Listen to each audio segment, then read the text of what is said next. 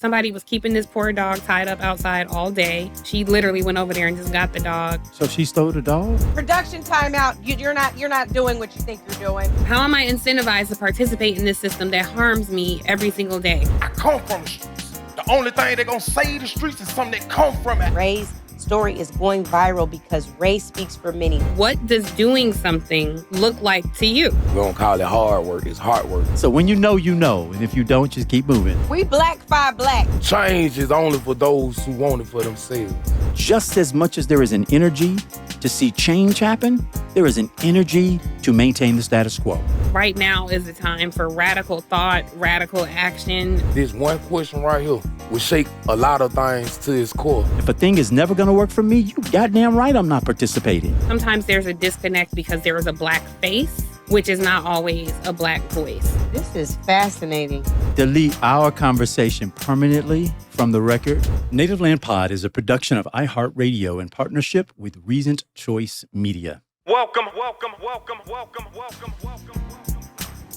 Welcome home, all of y'all. This is episode 78 of Native Land Pod, where we give it to you straight with respect for your opinions and that you'll come to the right conclusion. We talk all things, of course, politics and culture. And we're your hosts, Tiffany Cross, Angela Rye, and I'm Andrew Gillum.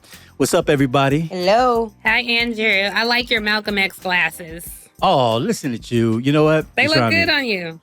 Thank you, friend. I'll take it. I'm feeling a little rebellious right now on some things, but we'll get into that when we get into some of this rundown. Angela, I know you've been on the road. It is good to see you with your traditional background of hay, flowers, and trees behind you. You doing okay? I am. Ready to get into it. All right. Yeah, we got a great show today, a good conversation coming up. And actually, along those lines, Angela, why don't you tell us first what we're talking about? Well, what I would like to talk about first is, I know some of you will remember last week we talked about the tour, and I really wanted to find the one. Really hoping that we could find the one. And when did we record? Wednesday to Saturday when we got to Birmingham, the one appeared, and his name is Ray Lewis. And Ray will join us today. He's not the football player, but he has made quite the impact in his local community. And I just really think what he shared is so profound. It pricked the hearts of my brothers Killer Mike and Leonard and Wallow, all who I've heard from, and they've shared Ray's amazing story. And Ray's story is going viral because Ray speaks for many. There is a Ray Lewis in every community, every black community all over this country. Yeah, that's real. I'm looking forward to that, and I did see his expressed thoughts, at least those that were captured on video. And y'all, you do not want to check out. You do not want to tune out. Stay tuned in. This is going to be a conversation that you are gonna want to hear. And one of the things, Tiff, I know you and I also have been passionate on, and hopefully we'll get to it. If we don't have our souls arrested completely during today's interview, is what's happening with our historically black colleges and universities around the country. How is the MAGA movement influencing and filtrating down to impact the future of our HBCUs? And I'm hoping we'll be able to get into that. Tiffany, anything else on your mind to hit? Yes, actually. So I as a lot of you saw Ray's clip, and often on this show, I've tried to talk about what happens in prison, and how many people are in prison. I've had family members in prison, and so I was able to chat with Ray a little bit in the green room, in our digital green room, and that's really something I want to hear from him about. Like, how can we support the people who are behind bars to know that we haven't forgotten about them, the treatment that they're getting there. So as important as it is to support our people on the outside, I do want to get his thoughts on what it's like on the inside, since so many of us are ensnared in a very punishing and racist criminal justice system here in America. That's real. And then, y'all, we're going to prioritize your questions and comments, which we will filtrate into the show. And we'll close this thing out with some calls to action for you. So with that, let's get in it. Thank you so much. We're going to go to this young man right here, and then we have to wrap. We are 10 minutes behind schedule. So sorry. But All right, got my hand was getting tired. All right, but Lou, check this out. My name is Ray Lewis. I'm from Birmingham. I'm straight up out of Collegeville. And I'm speaking on behalf of the streets. For all my people that ain't in here, I spent all my life in prison. 16 years behind penitentiary wall. That's state and federal. My baby brother just got off death row where he spent 17 years of his 19 and almost 20 being gone. He was gone since he was 19. I hear everything, and y'all little babies, I love y'all. Y'all can't do nothing about it, but I'm going to say what y'all didn't say because this right here directly affect y'all in these streets. The murder rate through the roof. This is where we going to start it. Ain't nobody said it, but I'm going to say this here. We put them guns down. We learn to stop killing each other. That's where we started because we killing each other. You see what I'm saying? That's where that's it. The only way you can get a cure from a disease is from the disease itself. I come from the streets. The only thing that's going to save the streets is something that come from it. I used to be a monster. I didn't know what a man was because when now. But my brother got shot 56 times with an AK-47 and they left him out in the rain for 4 hours in front of my mama. Everybody that lost some. Pain, lack is what breed killers. Lack of resources. Boy, we don't know that about going to get no job and the refrigerator empty. And we 14 years old and can't go get no job to pay that bill, man. You know what I'm saying? Y'all want to know how to help us, man. You know what I'm talking about? Help heal this pain, man. Because this pain sits so deep and it'll create a monster, man. And y'all hear us out here saying we on demon time and them little boys be dead serious until the devil show up. I'm 5'5" in physical stature, but I'm 7'4" in spirit. You know what I'm talking about? What's going to change this environment, man, is us changing our mind. Because we manifest what's in our mind because we've been given behavioral scripts. When I look at y'all, I see me. When y'all look at me, y'all see y'all because we're a mirror reflection of each other. And what we have in common is the struggle. And struggle is every part of life, man. You see what I'm saying? Y'all looking at a man that died inside. Y'all want to see the living dead. You looking at it. The only reason I'm here is because God got me here. I'm supposed to been on death row. But he saved me. And I'm telling y'all this from the perspective of a real hitter. That's what we're going to stop at right there, man. They say we can't stand together for nothing. That's a lie. I come from Crip background, man. We stand together in that until somebody asks me, why would you be willing to die for a stranger who you don't know because of a blue color we have in common rather than live your life for them babies that you helped create, man? I'm just not getting to know my children, man. You hear me? Y'all daddy could be me if he ain't dead already. My daddy was never there. He chose the streets over us. My mama sold her body to put food on the table, but I ain't see her as no hoe. I saw my mama. That part. And so, Angela, I'm going to leave it to you to bring Ray in. I want to thank Ray before we bring him in for his vulnerability, for his transparency, and for his willingness to go above and beyond to save this next generation. Ray's remarks resonated across the country, not just in that theater in Birmingham. So, Ray, I would love to bring you on. Ray Lewis, a poet, an activist, a disciple. Welcome. An evangelist to this next generation. Ray, thank you so much for joining Native Land Pod today. Yes, ma'am. Thank you. Thank you. Ray, it's good to have you here, brother. Very good to have you here, man. I'm glad. You had me a little emotional there because I saw my cousins. I saw people I grew up with. I saw, I understood just perfectly what you were explaining. And brother, you didn't have to share and bare your soul the way that you did, but you did it anyhow. And I'm just to kick us off, I'm really curious to hear from you. One, how did you know about the tour? And two, did you know when you got there that you might bare your soul in the way that you did? When I think about Angela having allowed your question to come in 10 minutes beyond their scheduled time, I just think about divinity, but God, right? It could have ended 10 minutes before, and I'm just so glad they didn't. Right. I honestly, I was with one of the sisters with Offenders Alumni Association, and she brought me along for the ride down to the Carver Theater. Right. So when we got there, I seen how everything was set up with everybody who had their individual tables, the individual organizations, and their information that they had laid out. And I never went back to the auditorium part the whole time I was there.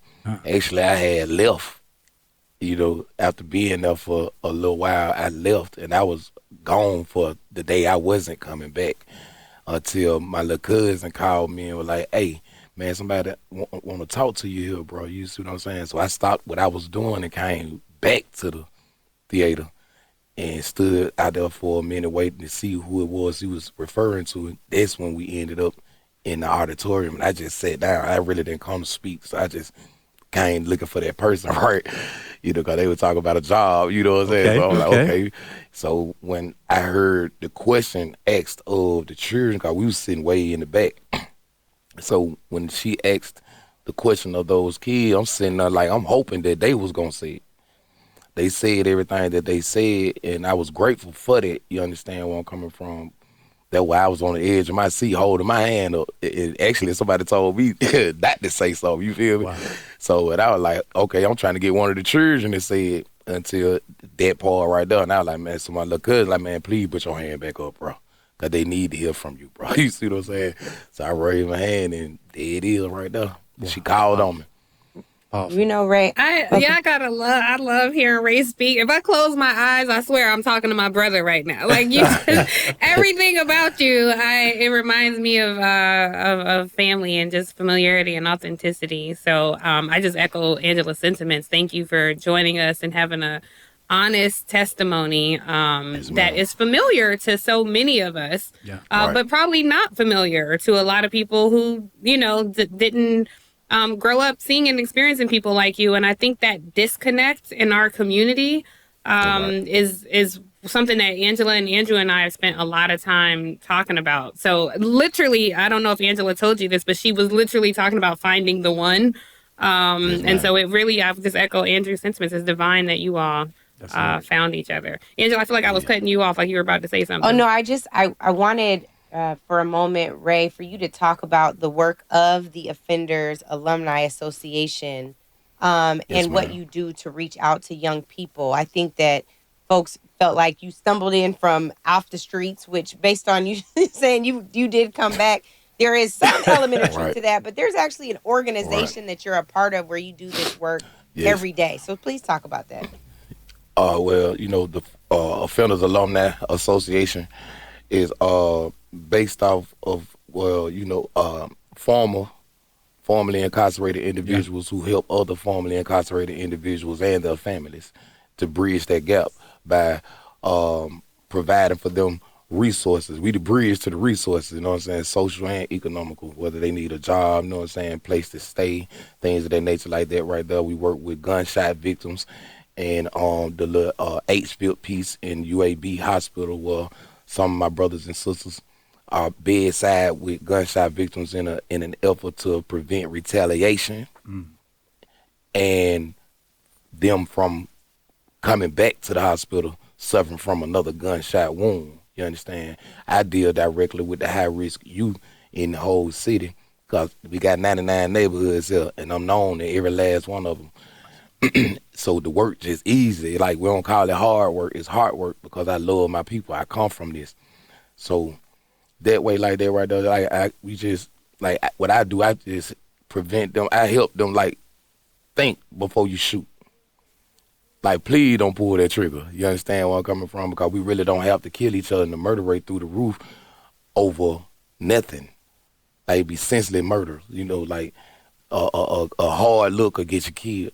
You see what I'm saying? Social media beefing, get them murdered. You understand where I'm coming from? And I'm like, man, no, we can't keep doing that because, like I said, I used to be a part of the problem. You understand? I was 15 years old. I've been out in the streets. I was 9 years old. I was raised by them. You understand? I spent 20 years separated from my own siblings. You understand? So that part, yeah.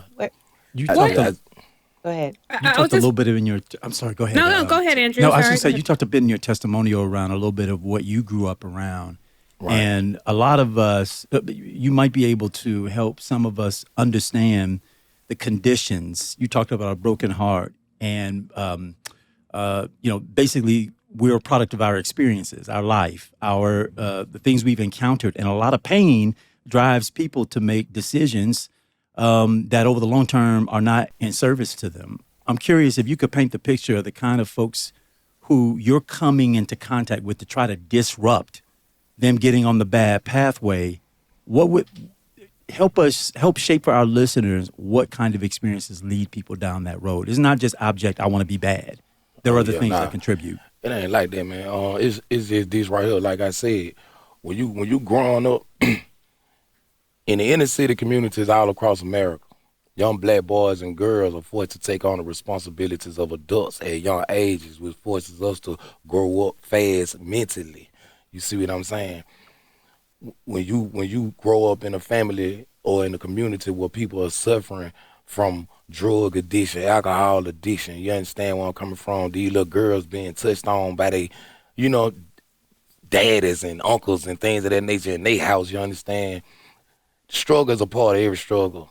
Struggle is a part of every part of life, man. It don't matter where you come from. But in the project, we don't even see that as the project. We consider that the jungle.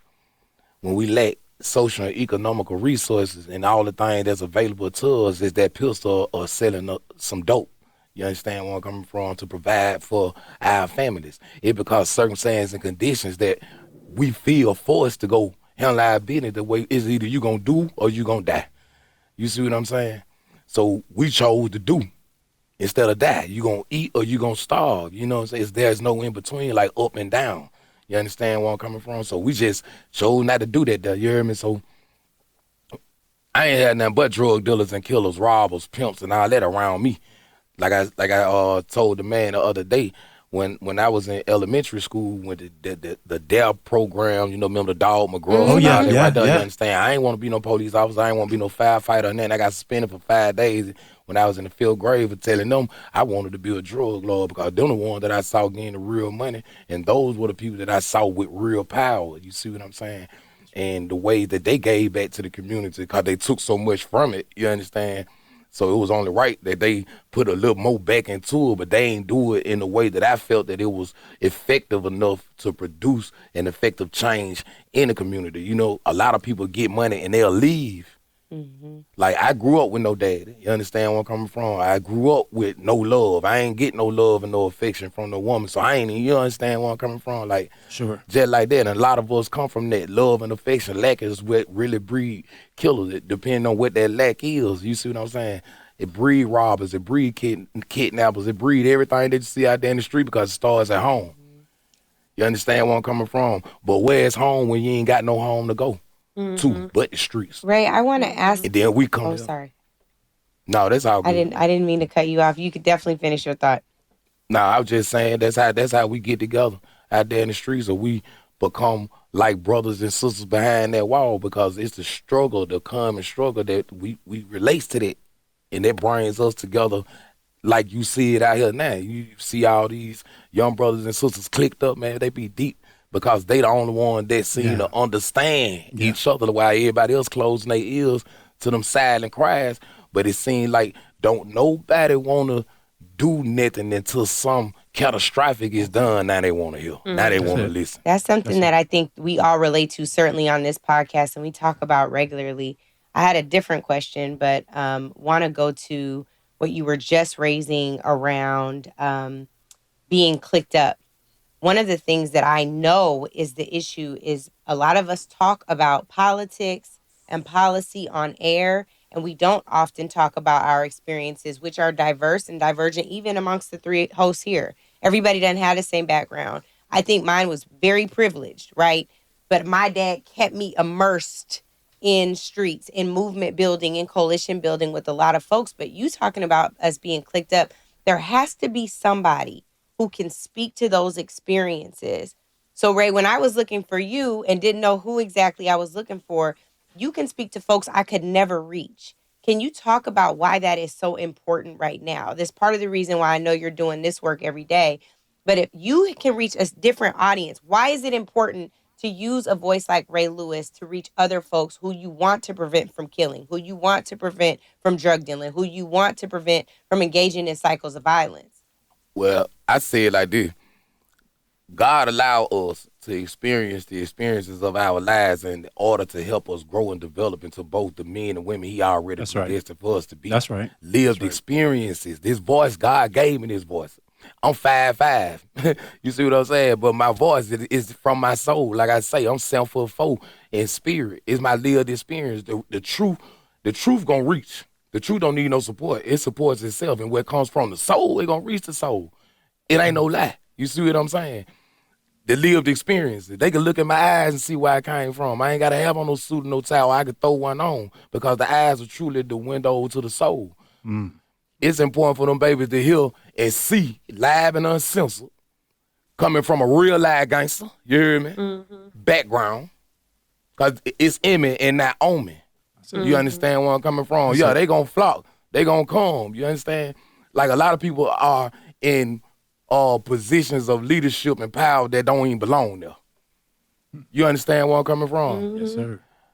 This so real. Like that's all I gotta say. The lived experiences, these people can relate to that. You understand? I am the image of the real struggle. I am the image of the streets. I am the voice of the voiceless out there. You understand? I give voice to the streets. Cause I'm letting these babies know, like mamas and daddies out there who ain't being mamas and daddies, if you don't want the streets to take your child, only to return your child back to you in a body bag or a sentence so long your mama will forget about where you at. You understand? Cause penitentiary ain't nothing but the living dead. You understand where I'm coming from? Like strictly, for real, for real. It's a graveyard for the living. When you physically removed from society and placed in the institutional prison, they done took away your fatherhood. You can't be that to your children. If you're a husband, you can't be that to your wife, not no more. You understand where I'm coming from? And man, it's real. This is real, bro. You understand? Like, I'm happy you brought that up because that's something that I cared. I was telling you a little bit before backstage that's something I care deeply about. And right now there are 1.1 million Black men in prison across the country, as according to Florida Atlantic University School of Social Work. 500,000 of those men are fathers.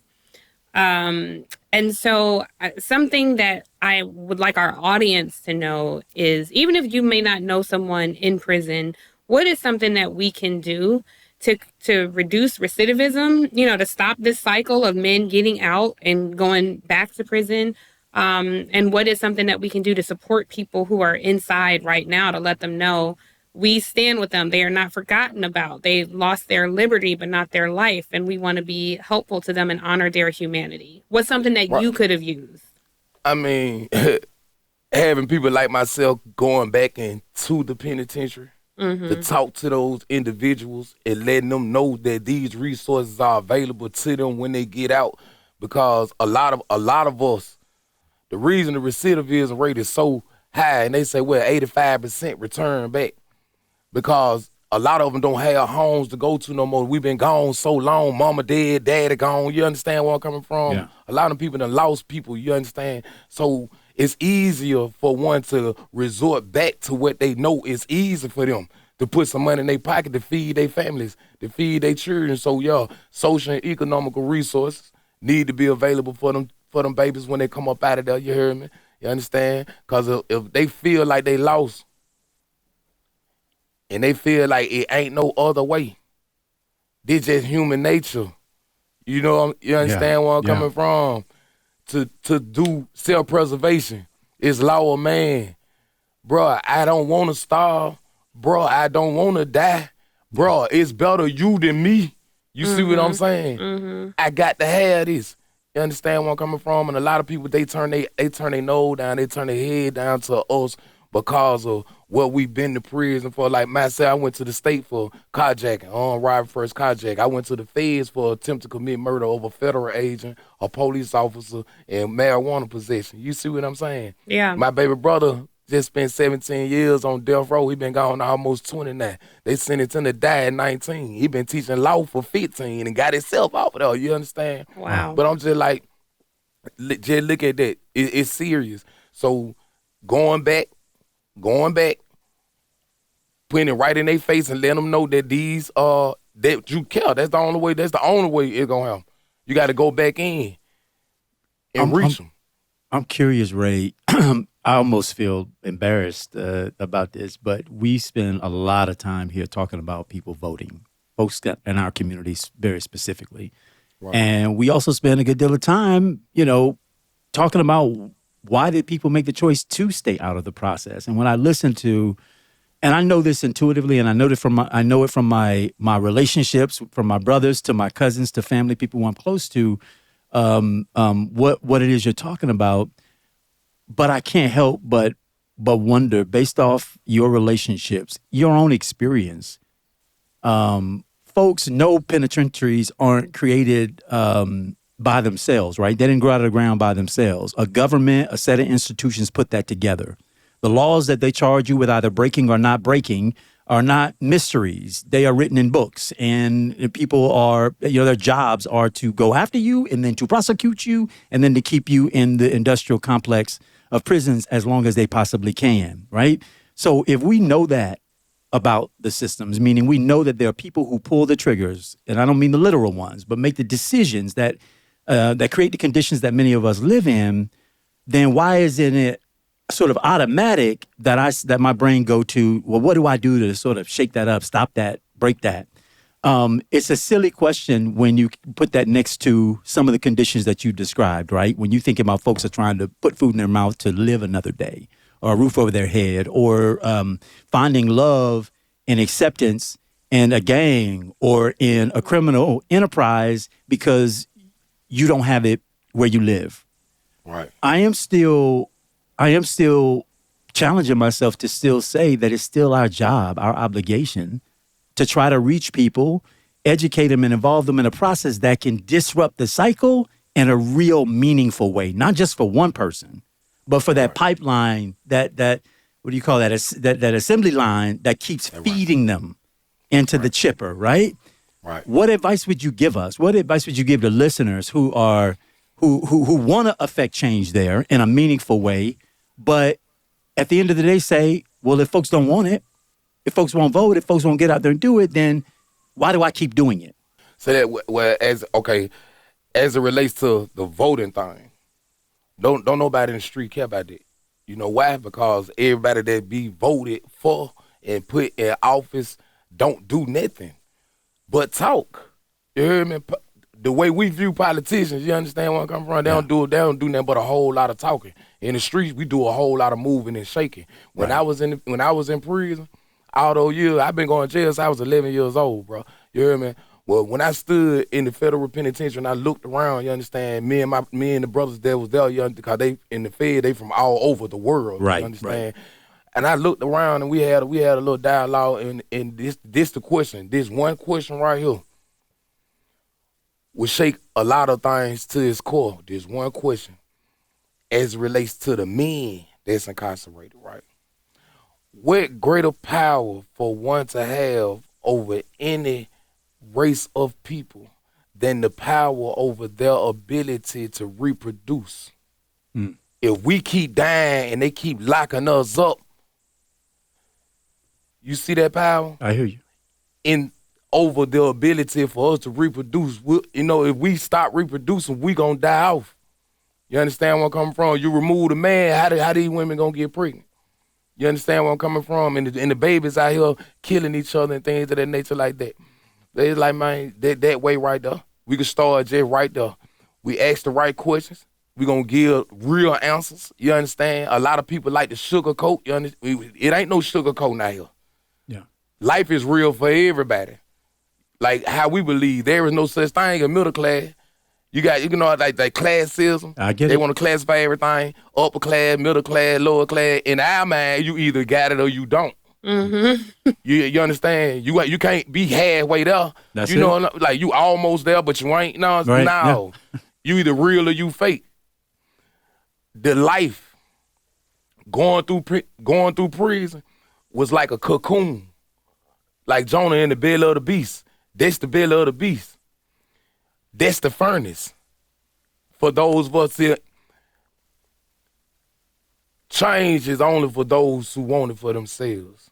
You can't make change. You can't make nobody change. Rehabilitation is only for those who seek it for themselves. Incarceration starts in the mind before it ever becomes physical. What you conceive in your mind and you believe in your heart, through the physical demonstrations of your physical actions, do you manifest all of that into a physical reality. So the condition of your mind, the condition of your life is going to reflect it. You can't get $1 million with a food stamp mentality. Come on. You understand where I'm coming from? Come on. You understand? You can't produce. Change is constant, whether it's negative or positive. It's all about energy, baby. Whatever you put out there, that's what you're going to get back. If this what you want, if you really want to live, you're going to act like you want to live. And if you really want to die, you're going to act like you want to die. It ain't no in between. You understand? And a lot of these babies are out here committing societal suicide. Yeah. They for lack of knowledge of self. You heard it. For lack of knowledge, people perish. That's it. You understand where I'm coming from? But this is the most deadliest, most effective killer known to man is ignorance. You Ray, understand where I'm coming from? I want to ask you, because you're saying that politicians don't do anything. No, they don't do nothing. We don't see it. Okay, well, that is a part of my question, because you're on this podcast with a public servant, with someone who worked in politics, with someone who covered politics, and so I want to hear from you. What does doing something look like to you? Providing, really for real, like where we at. I'm just speaking about where we at and what we see. We only see them talk. We only see them do that, make promises that they don't keep. To us, we just see it for them as just being a money thing. And I ain't speaking for all of them. I'm just speaking for the ones that we see. Yeah. Like, we don't even care about that. Like, this real life, man. Them folks don't care nothing about that. Them folks is not, ain't nobody but grandma and auntie and them watching the news and talking about going stand in the line to vote for something. You hear me? When people out here going through some real struggles. The problem you find, the problem is there. The solution is there too. Providing those resources and being for real about it, they took everything away from these babies. All of the community, like every project here, they got community centers. They had closed them down. They took away all of these type of activities that these babies can go and do this and that right there, you understand? So now they playing GTA out in the streets. They playing, Call of Duty out in the streets. Cause we feel like don't nobody care about us but us. Ain't nobody gonna do nothing for us but us. You understand? Why are we gonna sit here and wait around for somebody else to keep a promise to us that they made? You understand what you gonna do for the city? You understand where I'm coming from? Like the police, man, I'm trying to tell you, this real, bro. This real life, you understand? We police our own. Don't nobody stop no violence in those streets but the streets. You see what I'm talking about? We see drug dealers make more change. You understand where I'm coming from? It shouldn't be like that. That's why they think being gangster is cool. That's why they around here walking around with 30-round magazines exposed. You understand? We come from chasing death, trying to live life because we didn't even know that we didn't know. You understand? So for the politicians that really care about the people, they'll understand that the people with the people is where the real power at. You understand? And if you show them people that you really love them, you can start by keeping promises that you made and do exactly what you say you gonna do. Instead of leaving it to them and them being left to their own devices, because y'all know the street is all over America. Just keeping it local to the United States of America, people self-medicate. Yeah. using drugs. Yeah. You understand? They drink alcohol just to numb that pain on the inside, bro, because this be dead for real.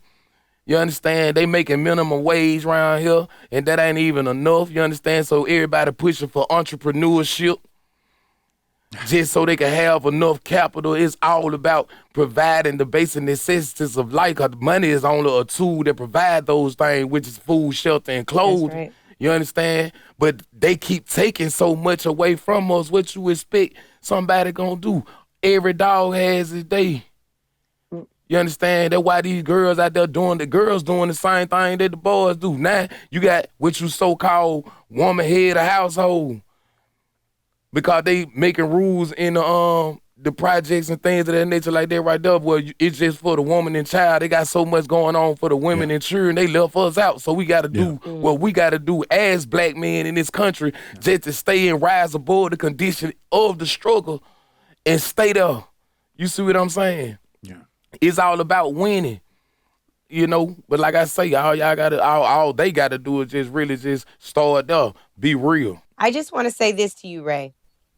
I don't know if you need to run for office or consult for some elected officials, but what you're saying is, you know, kitchen table politics is what we call that. How people make ends meet, how they're clothed, what programs exist for kids. All of those are policy-based decisions. And whether or not they're funded or those opportunities are closed are absolutely political. So I hope you will consider running or advising. I think you know Randall Woodfin, the mayor of Birmingham, was at the event on Saturday. I shook his hand. So I hope that you will advise Randall. I know he takes violence prevention very serious. He lost family members in the streets, and I know that he wants to get right and keep getting tight. So I hope you will consider consulting him. Definitely stay in our kitchen cabinet and get us right in what we're saying and how we're showing up. That's important to us because we don't want to just be talking for or at the community. We want to serve it as well. Yeah. Right. If I could add to that, Ray, I've been a mayor myself, and I have been elected to office since I was, 23 years old in an official capacity, and I'm in my 40s now, mid 40s. And I will just say, every mayor needs somebody like you if you're not the mayor yourself.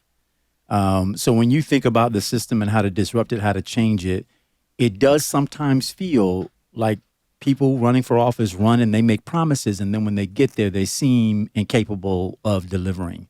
And I will just tell you real quick that one of the reasons why the delivery gets stalled is that the mayor isn't the government, him or herself. These are institutions, and I know you know enough about institutions to know that not one person can turn that thing around by itself. Not one person can create anew by themselves. But or by the way, do they know where to make the disruptions, where to create the wrinkles? And so, folks like you, in cahoots, coalition, partnership, whatever you want to call it, with the people who are deciders and helping to direct their actions. Like, hey, you put that center up, thank you for funding it, but it's in the wrong place. Don't let it be in the wrong place.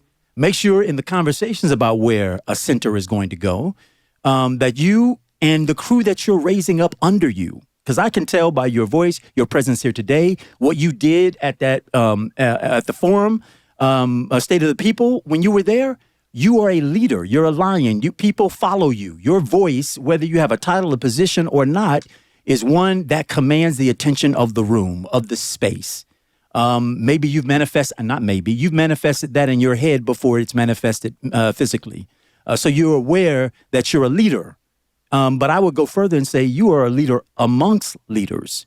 That's a powerful calling, man. You said God gave you back your life and took you off death row and gave you back to a community because he has a higher work for you. I believe that because it's been evident just in the few minutes of knowing you right now. And so my call to you is simply to say, don't write them all up and throw them all out. That sometimes it's not that they have bad intention or ill intention or none whatsoever. Sometimes they're just not sure where to start or the right way to do it. And it's folks like you who speak truth to power, unapologetically showing up and saying, no, man, this is what we need. And we need it yesterday. That's the urgency behind it. Because they're not all bad. Many run with the good intention and they want to deliver what they said they deliver. but the cogs in the wheel catch them up every time, so much so that they want them to get to the place where they forget what their intention was in the first place. You're there to keep it and to remind them of it, man. And I do hope that you'll consider an even larger role. God may be leading you toward a larger role and disrupting that, not just in Alabama, not just in Birmingham, but around the globe, bruh. Ray Yes, laughing. sir. What you laughing at, Ray? No, I was just thinking about what he was saying. Now, I just want y'all to think about this right here. If you take the word neighborhood, and if you take neighbor from neighborhood, hood stands alone. Hood is equivalent to a war zone. That's what the hood is. So now we working toward putting neighbor back into neighborhood, like community. You know, in order to unify, there has to be communication, the right kind of communication. Unity is power, while division is not. You understand? That's right. So as it relates to that, that's my whole mission and my whole life. With every fiber of my being, until God called me home, I'm just really just living in my purpose. I prayed for this, honestly, bro. You understand? And I didn't know where it was gonna come from. Like, as I told you, I wasn't gonna go back till I got that call, and I just stopped everything right then and came on back, and now I'm here. So I give all glory to God for allowing me to be able to embrace this opportunity, because he awesome. You know, there are really no words to describe the awesomeness of God, but I want him to use me. You understand? And I know I can reach them babies. Man, Like you said, not by myself. I can't do it by myself. You understand? Brother, But it you've takes a been a collective whole. delight. You've been more than that. You just issued a calling. You've issued many of them in your time just being with us, and I want to thank you again from the bottom of my heart. I know that up is the direction. There's no other option. Up is the direction for you, and I think the movement that you're beginning to that you've been leading and that you're continuing to lead. And I just want to thank you for offering our listeners and us just a little bit of time to pull back the layers there. Angela, you introduced us to God's angel, so I'll let you give your parting words. Can I say one thing before we bye-bye, Ray? I'm so sorry, Tiff. I just wanted to thank Ray for his testimony, but I also would invite you to tune in to Native Land Podcast if you can, because we definitely go out of our way and try to make politics and policy digestible.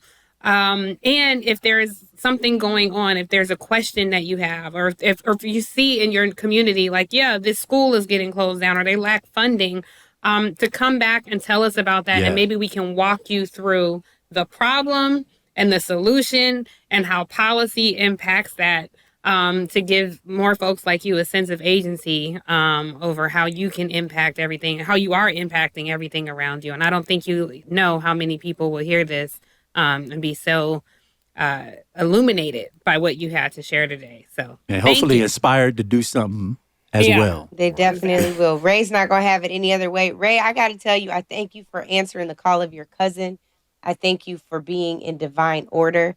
I thank you for living in your purpose and your call. And I pray we're going to see you in New Orleans.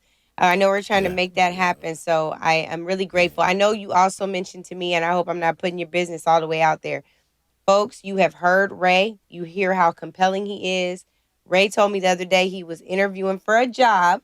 So Birmingham, Randall Woodfin in particular, I'm going to call you because, Ray, I don't know. I feel like you should have an advisory role in the administration in Birmingham that is paid.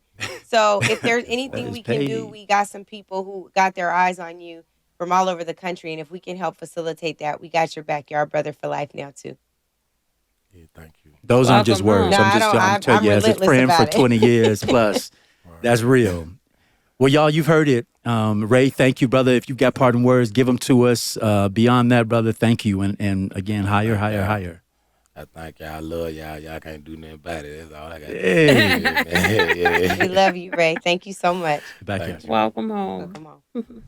Native Land Pod, I got to be quick. So you guys were talking about how you ought to have guests. I don't think so. I think that the three of you bring such a phenomenal level of conversation that you don't need it. This most recent episode where you were talking about voter engagement, you represent three diverse opinions that our community all engage with, but you bring them to the table and you allow those three opinions to engage. Tiffany, who many relates to, who is just kind of frustrated. Andrew, who understands the frustration, but also knows that if you're going to direct funding, it can't necessarily go into apathy. But then Angela, who is just so powerfully engaged in striving to get that demographic, who is not engaged. It's listening to that conversation. Those are the kitchen table talks that we need more than anything. So no, I don't think you need anybody on your show other than you all. You have 3 diverse opinions that I think resonate with this audience in a tremendous way. Keep up the great work, y'all, and welcome home. Oh, I love it. That's powerful. Welcome Powerful thought. home. And I think we all disagree with you, brother. I think 2 things can be true. I think 2 things can be true at one time. What he's saying is that these are conversations right in our own community, which you say a lot. I mean, Tiff, when you're talking about how diverse even our panel amongst the 3 of us are, background, lived experience, and how lived experience has shaped our then opinions. I validate what he said as it relates to the richness of the conversation that we're having. And the only place where I differ is, imagine, brother, how much more rich the conversation will be when we're engaging with people who may offer a 4th or a 5th, and certainly beyond perspective that we can engage with. I hear him, and I think 2 things can be true at once. Well, I definitely appreciate that level of interest and confidence into what the 3 of us have to say. And then there will be times where, the audience will obviously hear just from the 3 of us. There are times where they just hear from Angela on her solo pod and you on your solo pod, Andrew. But I do think the conversations are richer with different voices that we invite on. And I thought Ray's perspective was just touching to me. Because, I don't know, I feel like we all know Ray, I know you. Yeah. If my brother was on, that, Ray is my brother or my brother's best friend, I know that person. But even more importantly, I want for elected officials to know that person, right. That's right. Because when he said politicians don't do anything, I think that's such the dangerous disconnect that happens. And I'm so happy, Andrew, that you were able to walk him through that as a mayor. Because like I always say, people don't always understand the difference between state, federal, local. They don't understand the funding structure. That the Republican governor, who was a travesty in Alabama, Kay Ivey, can get a bucket of funding and only distribute it to white neighborhoods or to Republican neighborhoods, who can cause quite ruckus for Randall Woodfin, a Morehouse man who's a mayor there, Alpha man who's a mayor there. So I like being able to make that connection. And I'm going to tell you all, that is a dangerous thing to do.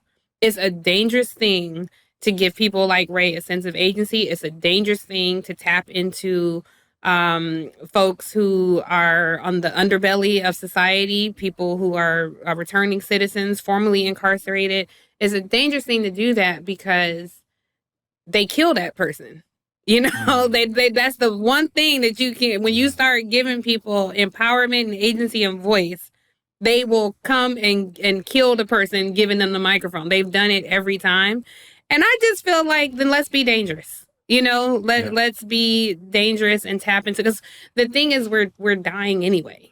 We're dying in this lane. That's what it feels like. Well, yeah, I just really quick, I do think there are a lot of people. I'm thinking about Shaka Senghor from the Anti-Recidivism Coalition when he was there. I'm thinking about Latasha and Cliff with Black Voters Matter, Dee, who's their organizer on the ground in Birmingham, Dewana and Emil, who do stuff with Woke Vote. There are a lot of people who do this work who aren't dead, and they are still. They tried, and they are still living. They're still with us, and I don't want to suggest to people that if you go and do this work, it is a death sentence. I think that there's hope.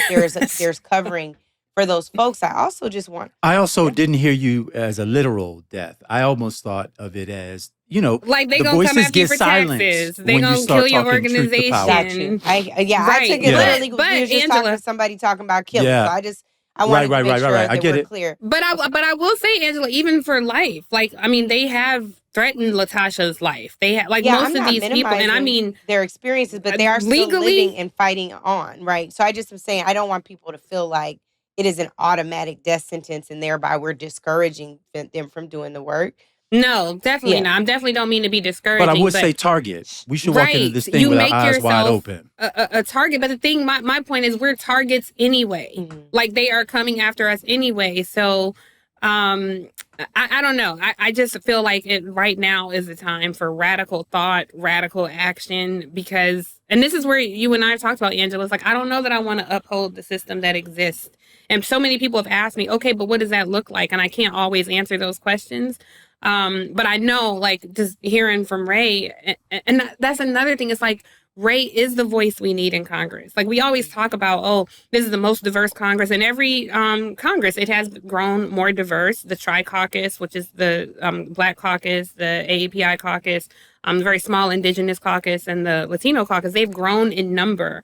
But, you know, I kind of say the same thing to my friends. My friends are very privileged people. And they're, you know, they talk about their kids going to diverse schools. And I'm like, your kids go to schools with a bunch of other wealthy kids of color. You know, they go to with wealthy white kids, wealthy Black kids, wealthy Latino kids. But when you talk about diversity of circumstance, diversity of background, diversity of thought, diversity of socioeconomic status, like that, you want your kid to be able to go to the hood and play basketball with everybody and feel just as comfortable as he is, you know, at the private school basketball court.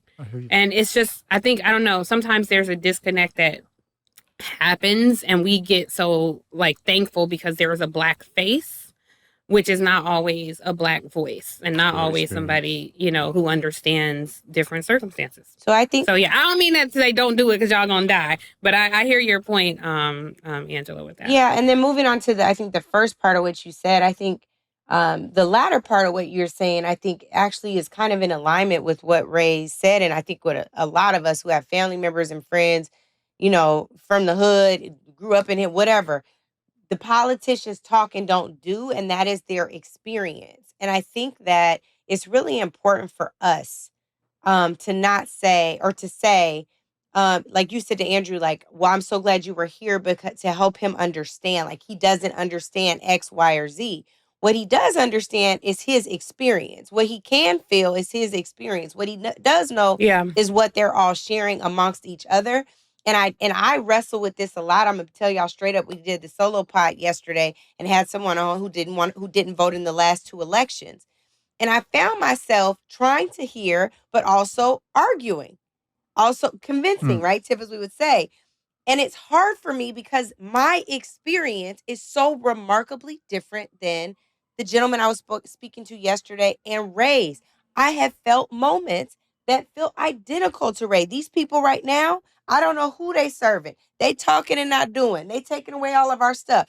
But there are people in Congress who I've worked for, who I love, who I text, who are fighting against that. But when you're, you know, 50 layers removed, what you see is that the powers that be are harming you. That is their experience. So even if there is 1 or 2 or 7 who are doing the right thing, there's still 200 who are, especially in damn Alabama, who are doing the 100%. Wrong thing. They are trying to erase you with anti-DEI measures. They're trying to force women to have babies they can't carry. They're prosecuting people, right? Like it is crazy. So I want us, and I'm saying this because I need help with this too. Let's please find the balance between giving space and holding space for the unique experiences of some of our brothers and sisters who are different than ours, and also encouraging them to engage because their voices need to be heard, and also trying to correct where there is mis or disinformation. I think mis or disinformation is one thing, but if you ain't felt what we're telling you, that's another thing. Right. And it's a fine line. I am doing a terrible job. I need help, but I am watching myself vacillate between what Joe Biden gave such and such amount of money to HBCU. I'm like, it don't matter if they didn't feel it. If the kids didn't feel it, they still couldn't get their financial aid and their Pell Grants was still cut. Like, that's their experience. But Angela, motive to me matters. And I hope, and I know I agree with what both of you all are saying. And I just want to say my intention, and I know you're not talking about me. It's not, you're saying that I exhibited this, but the intention with saying from my perspective as a person who I think has been molded both in the streets through my lived experience, but also who has been in the halls where these decisions get made, that everybody isn't moving with the intention of trying to make their statements become a lie. In fact, a lot of folks are moving with intention to make real the promises that they made. It was their vision and it's their aim as well. So my only point is to all of us is not to conclude just because it's said a lot and experienced a lot doesn't make the conclusion you draw the accurate one. And I'm not saying that his is wrong or right. There may be people there with intention to do harm. And in fact, I know that's the case. But there are also people who are there who are in positions where they can make moves, who are being stopped at every track. Road bumps are being erected after bump because the institution is there to uphold that divide. Not the individual, but the institution is there to ensure that that road doesn't get built. I've been on the side where staff says, unfortunately, if we do that, sir, we will be approaching a environmentally sensitive area and we cannot put a road through, right? Okay, well, guess what? Build the stilts that go over the environmentally sensitive area and we'll raise the road, right? But all that to say that there, just as much as there is an energy to see change happen, there is an energy to maintain the status quo. Yeah. And that's the tension that I think we want to at least call out, not to say your perspective is wrong or mine's right, but to say that there is another way to observe what is happening that you may not know, but it is happening. But I guess to Angela's point, I hear you because I think that I hear both you guys. I think there is a nuanced balance to strike. So, when we say, Ray, maybe you don't understand how to, maybe your mayor is doing everything he can for you, but you don't understand. It's Kay Ivey. I got an issue with Governor Kay Ivey, by the way. She's a white Republican woman. She is allocating $1 billion to build a massive prison there. She is horrible when it comes to criminal justice issues. She's awful. But I also, because I think, Angela, a part of your point is, so when Ray shows up and speaks, it can't be, well, let's dismiss Ray's experience because you don't understand. Right. It can be both and. It can Absolutely. Be, yes, I honor your experience, but let me also, especially as a public servant, let me walk you through what I'm dealing with and let me bring you into the process. And I think that's why I try to be so intentional about making sure people understand. Like, it ain't nothing wrong if you don't know what the CBO is. I remember coming to DC and people would throw out these names. They're like, oh, go to the ellipse. And I'm like, what's the ellipse? Where's the ellipse? Like, I just wouldn't know. And just how it made me feel. And so it's like, once you start to learn and understand things, that does give you a sense of agency. And it also can't be, I don't vote and this is why. And then my immediate response is, well, you should vote. That's right. No, like, let me first understand you. Let me hear you. Let me. So I take your point, Angela, about just don't deny people their experience. That's it. Which is why I would never say, I hear you, but. Right. Because that but, it negates what came before, but everything before it. I simply want to say, there's another experience to be seen here. And guess what? That's not to say that experience is the right one, but I don't want Ray or anybody else to conclude is that elected officials all lie. And then they get there and they don't do anything to fulfill the truth they told us when they were running. Yeah. My experience has been that you do make promises when you're aspiring, but a lot of us have those promises that are well-intentioned, heartfelt, and we mean to do the thing that we say we mean to do. And then there's the people who also have intention to do what they mean to do, and that is to stop you at every way along the tracks. I bet Mayor Woodfin ain't out there saying, let me tell you who stood in my way today. And let me tell you who stopped this. That's not what he's saying, because he's the mayor, so he takes responsibility. But I got to say, I can imagine, it would not surprise me if his experience is that at every turn, my job is to disrupt and to discard and to keep you from doing what it is that you told those folks you were going to do. Yeah. Because that's how the institutions survive, by allowing folks out there to believe that it is never going to work for them. And if a thing is never going to work for me, you goddamn right I'm not participating. That's a fool's errand. Right. If I know a thing is never going to work for me, I'm never going to get in. What's my incentive to? Like, That's right. How am I incentivized to participate in this system that harms me every single day? That's exactly and you telling right. me yet again, voting is going to change it. Well, when my mama voted, my grandmama voted, and I still been in the same circumstances for decades. Like that is kind of my point about we have to give people something to believe in. And I think when we talk about the diversity of Congress, like that's also something that we have to think about. Like a voice like Ray's actually does belong in Congress. does. If Congress Cory is supposed Bush to be was it representative once, of the right? people, Well, a little different. then we need a Ray who is in elected office, who is representing a demographic of people that deserve representation. And right now, we do not. They keep saying it. We do not have a diverse Congress. Agreed. And they better We have a lot of wealthy not people. say that Ray don't belong because he is a convicted felon. Because the man Please. sitting in the Please. highest office of the land, in the Yeah. Oval Office, not only had convictions, he got some pending. So I don't want to hear another Yeah. thing. And there's a difference between being a crook who continues to steal and take from all of the American taxpayers, all of the people that contribute to society, and another one who has gone in and is redeemed and understands what time it is. So Ray definitely on. belongs. Well, guess what, y'all? We got so into the I knew this was gonna conversation. happen. I'm gonna kick down the road. We can The university still, sent- it's only, we can do 10 minutes What I on wanted to do is to HBCUs. get that next viewer question in. Oh, okay, my bad. So that we can respond to that. That's your perch by which you I know, I like to get beat to the us viewer over the head. questions. All right, Literally. okay, Literally. my bad. right. She gonna So let's kill get to that, us and then if we'll we see don't some answer these CTAs. questions. We gonna die. Angela was like, hold on, Everybody gonna die. wait. They still living. Tiffany like, get your hand out my pocket, nigga. Like, I'm glad y'all corrected me. I was scared. It was almost. like, well, I we don't almost think had to do literal. one of those timeouts with Andrew. Production timeout. You're not doing what you think you're doing, Andrew. It's not doing what you think you're doing. Is that something I did? Not today, No. but that time. Oh, No, today. that was Yes, a I whole have other done it. your I have done it. Into the video. Thank you, Nick. Greetings, Native Land Pod. My name is Ifeo Luclator. I hail from Shaker Heights, Ohio, where I currently serve on City Council.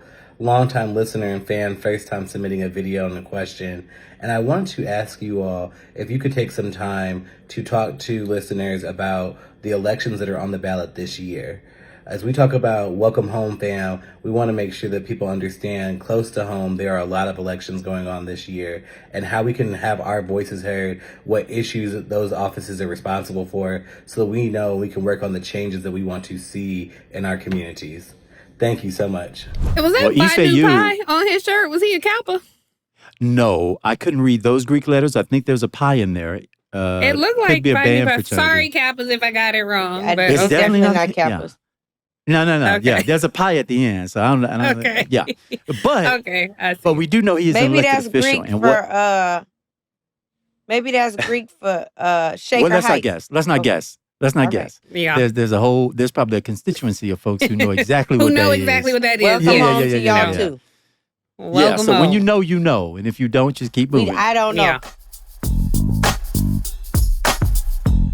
Tiffany, Oh, sorry, y'all, are we- just corrected us because I was, of course, a little nervous about the Greek lettering that I didn't know. Angela and, Googled him. and Angela, Googled He is a Um, Kappa. That was Ebola. Phi Nu Pi. Polo. That was Phi Nu Pi on his sweatshirt. So sorry, Ife you. Ifeola. Tiff is an Ife unofficial you. Kappa sweetheart, and she's corrected us. Oh Lord, Angela, you can't say that. Clearly. You know I'm gonna hear from Albert and all my friends. So my apologies. Albert. You should have trusted your gut. If you knew that was Phi Nu Pi, you should have said, you're I Kappa. just didn't want to He even got misidentify a his brother. If he wasn't. Kappa, a Kappa bow tie. Angela, picture. Ribe, get that man. Yeah. I like that picture. That's Okay. nice. It's a Them great locks picture. is all nice. So Look, the locks is all nicely done. It's pixelated. clearly, So he is the listeners, Kappa. we So are we've solved that three that mystery. unaffiliated people to a Greek That's letter so true. We organization, ain't got near. which is why we don't know We what the black, hell fi we're looking black. at. So Yes. where I But wanted his to get point was to, a local election. I know. Well, we yeah, so I just- distracted. I'm sorry. I, Andrew, answer wasn't. this I was on question. target. Okay, go. I'm gonna go Andrew on was mute. on I was Go on on target. mute. All I You was were. saying, all I was saying was this podcast and our conversation just now with Ray should be really instructive for those at the local level who are running for public office. Around, I think, how we should be talking about these issues and who we ought to be trying to reach in advance of an election. That it is extremely challenging to convince people to take an action in support of a system that they don't feel seen, heard, supported by, and in fact, the exact opposite, feel demonized by, made small, and quite frankly, see it as an enemy, a thing that works against them, that works against their needs. And so my recommendation would be, one, take good listen at what we just heard again from our good brother Ray, and let that dictate how you move in campaigning and talking to folks and trying to recruit people to participate in a local election that right now they may not very much believe in.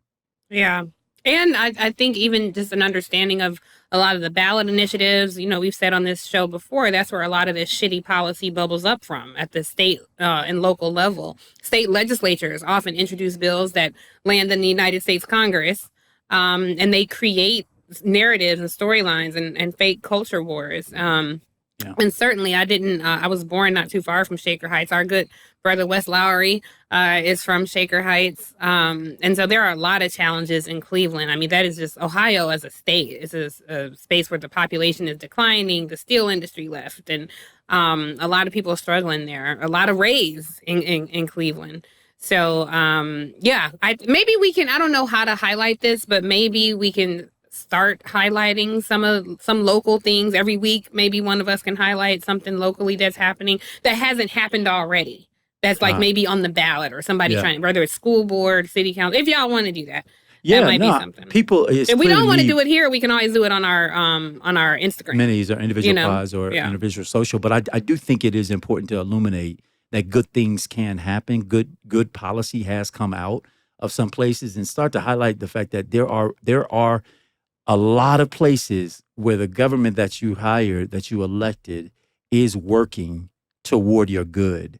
And because it's true, a lot of people are not, if they're not experiencing it, is it really true? If that's not my experience, did it really happen? That was Angela's point. Yeah. Okay, I think we can do CTAs. Yeah. And we got a mini pod coming up. Which we going? Oh, yeah. What y'all want to talk about on mini pod? You want to do HBCUs? Has everybody seen Sinners? Oh, yes. Andrew! Oh, my God. Hey, I'm involved in a very time-sensitive award go right to now the movies to win for some 2 things. hours and 25 minutes. Please. I haven't seen a movie theater in who knows when, Andrew, but yes, go absolutely. See this movie. It is. By the time we talk about it, it's going to be old. Go today. Y'all start. Let's do it. We can do a GoFundMe GoFundMe and give you $10 for your movie. I don't need the money. I need the time. We need a babysitter. I need the time. Go right now. I bought 2 tickets to Sinners. Baby, I'm with you right now. And when I hang up, I will be going to get them and take them to math tutoring and the other one to dance. He did not just baby and then me like Caroline. You hear did. that? He acted like you throwing a whole tantrum like my Go child. now. Oh, okay. Sure, I'll go now. Anyhow. I'm going to go now so y'all can talk about it in the mini. All right. Well, we can talk about HBCUs then. And we'll I'm down with delay that too, Sinners. of course. Yeah, since you're working on that. What's your CTA? But what about, before we get to that, what about HBCU? Oh, because FAMU is trying to put... In the middle of a presidential search. Angela has serves on the board of an HBCU. I've served on a board before there. You also attended alongside CAU. me. The threats are real. And I just want to dig in a little bit to what shape they're taking. But FAMU in particular, because you're dealing with a Republican governor, and we've got a Republican, a board that has been shaped by Republicans for the last 20 plus years, and the tactics that we're seeing at the national level, fear, retribution, those kinds of things are rearing their heads in some ways, and I just want folks to know that how that attitude of if you're not with me, you're against me. There is no side but one side or the other. Is filtrating down through the system, that even something as pure as our educational system and finding good people to lead them is now, out the window in sake of trying to move a political agenda and a political aim, not the aim of an HBCU, the rich legacy they have toward, greater outcomes. And I think that's real dangerous. Okay, well, we'll talk about that on the mini pod. Cool. I have a CTA. Please. It's really like a testimony. So my friend Jackie Reed, who y'all may remember from BET News, she called me. She had a little puppy pit bull that needed rescuing. And our esteemed colleague, Michael Harriet, and his wife took in that baby. And my CTA is please adopt, don't shop. Somebody was keeping this poor dog tied up outside all day. And she literally went over there and just got the dog and had the dog in her house and was So trying she to stole find the a dog? home. Yes, but she was removing the dog from harm. And she has 7 fosters in her house right now. So please But I think adopt, there are don't people shop. you have to call, right, to remove. She told the woman didn't even care. She ended up telling the Okay, woman. I'm just checking. But I I don't want nobody appreciate going out taking Jackie for nobody's dog. doing. She didn't kidnap. I just appreciate Jackie for getting that dog out of a bad situation and loving animals enough that she has 7 fosters in her house right now. And if I know somebody's kind to an animal and loves an animal, like I know they're a good person. Did you guys just hear my stomach? Nope, because I No, was we doing missed my that CTA. sound, but it might be a hungry. It's very hungry. So anyway, my whole CTA, adopt, don't shop. Please donate to your local shelter, ASPCA, Humane Society, all of that. Please do that. All right. Angela, you got one? My stomach got one. Apparently, if you are hungry, eat. Make sure I'm that hungry. you are spiritually fed, you are emotionally fed, you are fed. And one of the places where I plan to eat well and participate this weekend is in New Orleans, Southern Louisiana. I got family. How you do, Shay? I'm going to go down there. I'm going to eat real good. I'm going to see Morrow's that. in New Orleans. And I'm looking forward to that. If you guys have not paid attention, please follow stateoftheppl.com. Register, sign up, participate, get involved. The black papers are out. Dr. David Johns, under his direction, we have 28 policy papers that will be released under the Black Papers banner. Make sure you check them out. That will become our agenda. So I invite you all in to be spiritually fed and actually fed, just like I'm about to eat. Yeah, it is. There it is, y'all. But You for got also all the people who leave comments who are like, Angela, please drink tea. Angela, please get rest. Show up in New Orleans and lay eyes on Angela yourself. And bring her some beignets. Bring her some, bring her some tea, bring her some beignets. Don't touch her, but bring her some food. You on mute, Angela. You on mute. Why is she on mute? Oh Lord, She don't want her stomach singing. I didn't realize it was on mute. I think I muted it instead of unmuted it. But I was gonna say, definitely, please don't touch me. And you don't have to bring me no beignets because I have sanitary issues too. I'd be worried about the chain. She's a germaphobe. How many people touch the food? I apologize, y'all. Just it's not if personal. You see me, it's I'll just give you a hug germaphobe. though. For the most part, just don't put all your underarm juice. Like, don't put that on top of me. I don't like shaking hands. So we want to I'd thank rather you for hug joining people. us today for Native Land Fist bump. Pod. You guys are Fist bumps, but hugging is my Mine preference. too. Like I Hug will me hug and you. fist bump. Yeah. As always, we want to remind everyone to leave us a review and subscribe to Native Land Pod. We're available on all platforms and YouTube. New episodes drop every Thursday, Friday with solo pods, and Monday and Tuesday, as a matter of fact. Dang, we got y'all covered for the whole week. If you want more, check out Spolitics and Off the Cup, the other shows on Reasoned Choice Media. And don't forget to follow us on social media and subscribe to our text or email list on our website, nativelandpod.com. They are Angela Rye, Tiffany Cross, and I'm Andrew Gillum. Welcome home, y'all. There are 544 days until midterm elections. Welcome home, y'all. Send us a video. Thank you for joining the natives. Intentional with the info on all of the latest. Rye, Gillum, and Cross connected to the statements that you leave on our socials. Thank you sincerely for the patience. Reason for your choice is clear. We're so grateful. Took the oath to execute roles. Yeah, faithful. Preserve, defend, and protect the truth. Even if painful. Welcome home to all of the natives. We thank you.